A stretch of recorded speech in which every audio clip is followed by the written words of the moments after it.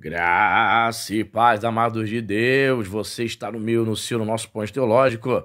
Para você que não me conhece, sou bastante da sua posto, estamos aqui nas internet da vida, compartilhando conhecimento.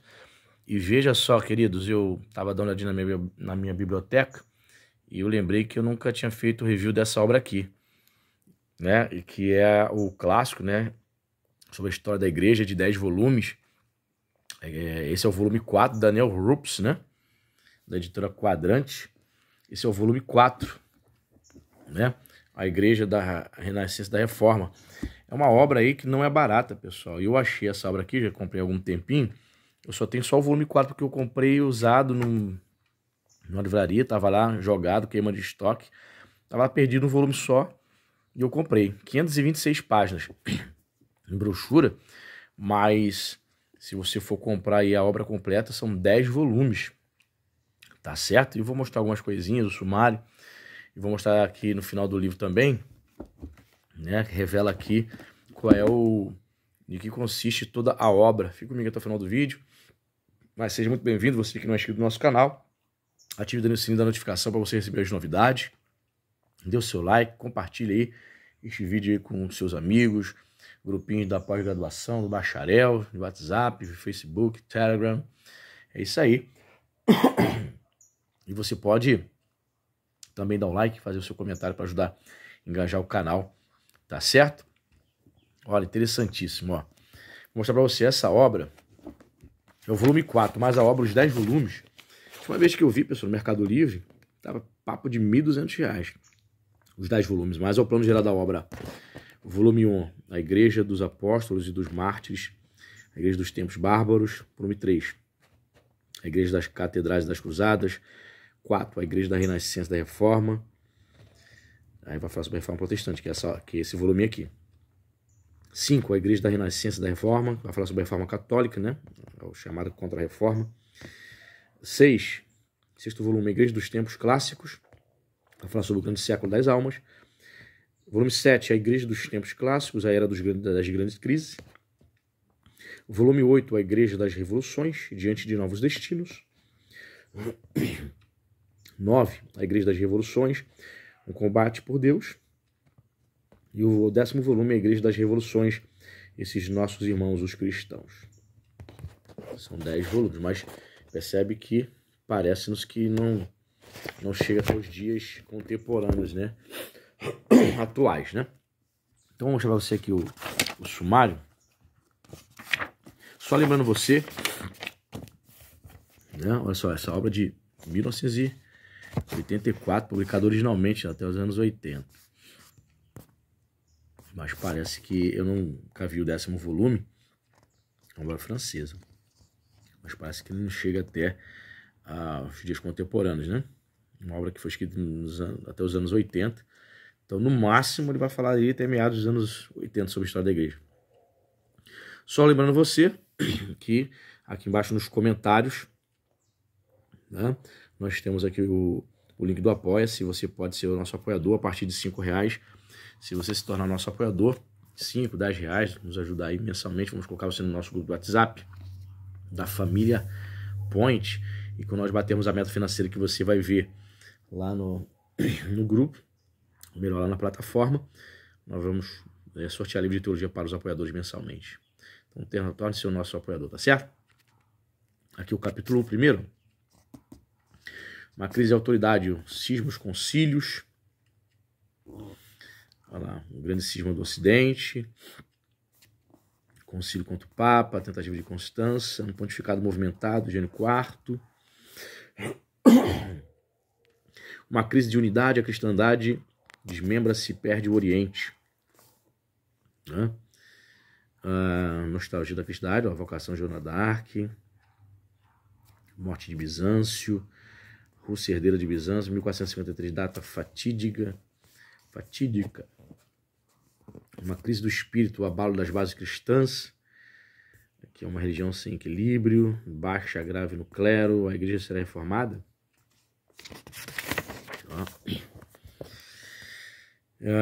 John Hus, período pró-reforma, as primeiras heresias protestantes, Wycliffe e John Hus. Para o católico, ele era obviamente um historiador católico, o que Lutero, John Wycliffe, John Rose ensinou era heresia, né? Ok, os papas da Renascença. Tá? A Era de Maquiavel. Primeiro Passo em Falso, Sixto IV, Inocêncio VIII. A Tentação da Arte, Leão X. Roma, capital das artes. Aquele período ali da Renascença, né? Século XVI. O drama de Martim Lutero. O caso das indulgências. Um jovem religioso muito brilhante. O drama de uma alma. Vou ler um trechinho daqui a pouco. A Alemanha dos dias de Lutero. Fica comigo até o final do vídeo, tá? Lutero contra Roma. Os protestantes. Bota sempre entre aspas, né? Melanchthon em ação. Reformas fora de Lutero. Zwinglio, Burzer, Ecolampadio. Melanchthon em ação. O luteranismo torna-se uma força política. O êxito de João Calvino, olha, que tem a parte que vai falar sobre João Calvino. A reforma protestante alcançaria a França. Calvino, aos 25 anos. Basileia, instituição cristã. As Institutas, né? Publicada em latim. Na Genebra dos Huguenotes. Tá vendo aqui? A fogueira de Miguel Cervantes. Só não vou ler esse trecho aqui porque é muito grande esse capítulo. Você sabe do que eu estou falando, né? O triunfo do procurador de Deus, Calvino e a França. Morte e glória de João Calvino. Da revolta religiosa à política protestante. Divórcio de Henrique VIII, aqui. Cisma anglicano. Igreja da Inglaterra, nas mãos do rei. Então temos aqui o período da reforma na Igreja da Inglaterra, né? Inglaterra de Eduardo VI, passa para o calvinismo. Anos conturbados, malogro de Carlos V na Alemanha. Os anos conturbados na Inglaterra. Maria Tudor faz odiar o catolicismo. É isso aí. Vou ler aqui um trechinho para você ver. Estou na página 278. Alemanha nos dias de Lutero. O mundo germânico estava repleto de contradições, graças às suas terras férteis, às suas cidades bem situadas nas encruzilhadas da Europa e às virtudes de trabalho que caracterizam o seu povo, era a própria imagem da prosperidade. Mas oferecia também o espetáculo de uma anarquia, talvez ainda mais grave que a da Península Italiana. 400 estados, grandes e pequenos, embaralhados como as peças de um quebra-cabeças. Olha. Um conglomerado político sem qualquer ocasião. Alguém já disse que a Alemanha era uma coxa de retalhos, né? Vários principados. Havia certamente alemães numerosos, sólidos, ativos, que falavam dialetos análogos e que viviam e sentiam quase da mesma forma, mas uma Alemanha de modo algum. No meio dessa anarquia, erguia-se como rivais dois elementos, os príncipes e as cidades. A alta nobreza tinha conseguido em terra germânica aquilo que não conseguira realizar na França. Tinha se libertado praticamente de toda a autoridade central. Uma dezena de famílias, deixando os imperadores entregues à aventura no sul dos Alpes, esforçara-se cada uma de per si por aumentar as suas forças e seus bens. A Saxônia, o Palatinato, Hesse, Wittenberg, a Baviera, Brandemburgo e Mecklemburgo eram regiões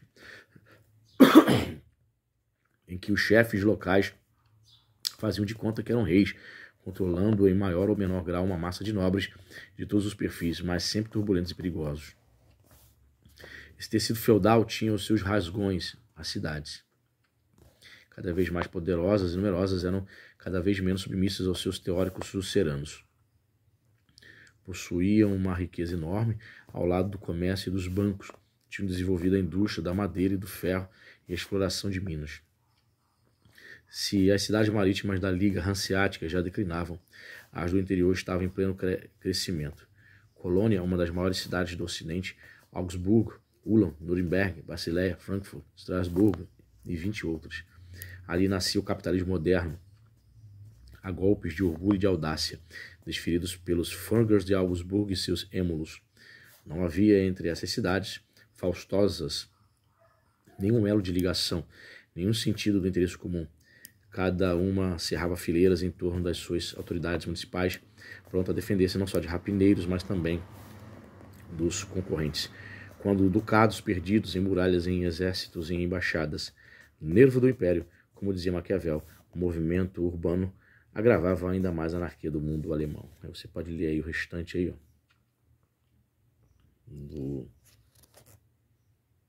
do parágrafo, né?